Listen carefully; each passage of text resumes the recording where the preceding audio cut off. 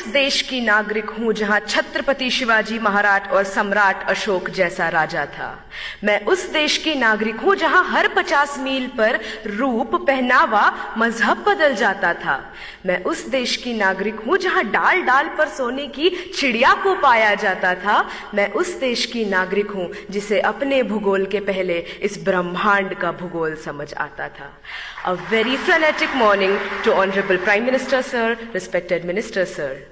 This is Shweta Umre from Government Institute of Forensic Sciences, Rashtra Sant Tukadoji Maharaj University, Nagpur, Maharashtra. Today, I will be speaking on the topic connecting India economically, culturally, and geographically. Now, when I look at this topic, I can see two aspects. The first aspect is how do we connect India to itself. The second aspect is how do we connect India to other countries globally. So when I talk about the first aspect, I dearly feel that India is already a connected nation. Now how? NASA has reportedly stated that the sound of the rotation of Earth is Om. And we have been worshipping Om, we have been worshipping landscapes, rivers, lakes since ages now, which states that our culture is born out of the geography of our country. Moving ahead to how culture is connected to the economy. When I talk on this, how can I not talk about the heritage tourism that we have, about Char Dham, about Golden Temple, about Haji Ali Dargah, about the beautiful churches of Goa.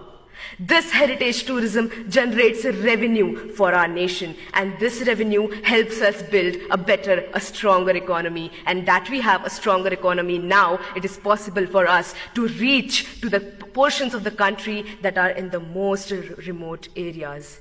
And this would lead to not only literate individuals, but educated individuals. And educated individuals of this nation would arise and develop a better and stronger culture, would arise and take care of the geography of their nation. And when this would happen, our India would arise.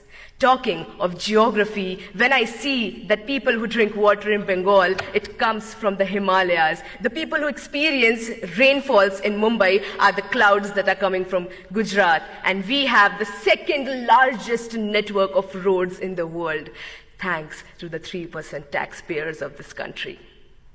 Ahead, I would like to state how India is getting connected to other countries globally.